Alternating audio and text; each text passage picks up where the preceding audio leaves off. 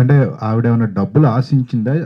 ఇండైరెక్ట్‌గా ఏమన్నా అడిగారా? ప్రమోషన్స్‌కి కూడా మేము డబ్బులు కావాలి అని చెప్పి అడగడం జరిగిందా? ఎట్లా అండి? లేదు సార్. ఎందుకనంటే ప్రమోషన్స్‌తో కలిపి అగ్రీమెంట్ అది. ప్రమోషన్స్‌తో కలిపి మన మేనేజర్ గారు కూడా ఎందుకు రాదయ్యా హ్యాపీగా వస్తుంది పట్టుకుందాం, చేద్దాం అని చెప్పేసి అనుకుంటూ వచ్చారు.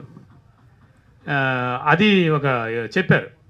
అండ్ డబ్బులు ఎక్స్ట్రా అనంటే డబ్బులు ఆళ్ళు ఆర్టిస్టులు ఎలాగంటే నేను కూడా చూశాను కదా! అంతకుముందు సినిమాలు చేసిన తర్వాత నాకు అనిపించింది ఏంటంటే, పెద్ద ఆర్టిస్టులు ప్రమోషన్‌కి ఇలా చీర కట్టుకొని వచ్చినా, లేదా వాళ్ళు డ్రెస్ ఏసుకొని వచ్చినా, దానికి 35,000 బిల్లో లేతే 50,000 బిల్లు మనకిస్తారండి.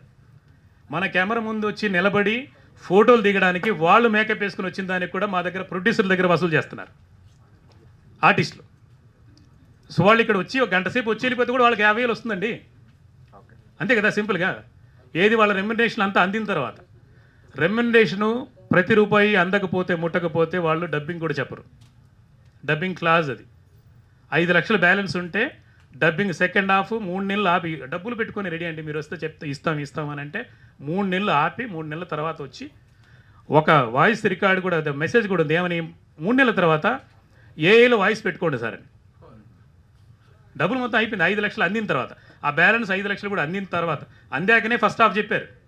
అంటే ఇంక్లూడింగ్ ₹1 సహా మన చేతికి వచ్చిన తర్వాత తీసుకున్నాం బాగుంది. ఫస్ట్ హాఫ్ చెప్పాం బాగుంది.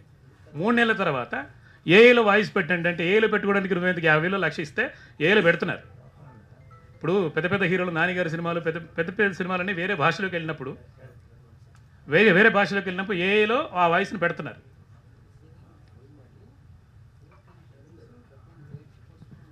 అది సార్. అండ్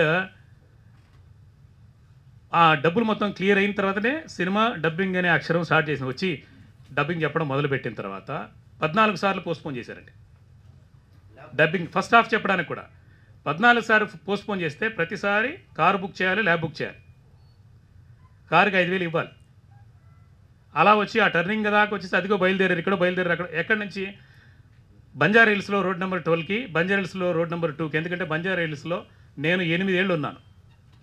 మా father income tax department, income tax క్వార్టర్స్లో 8 ఏళ్ళు మా కాపురం ఉంది, మా ఫ్యామిలీ ఉంది.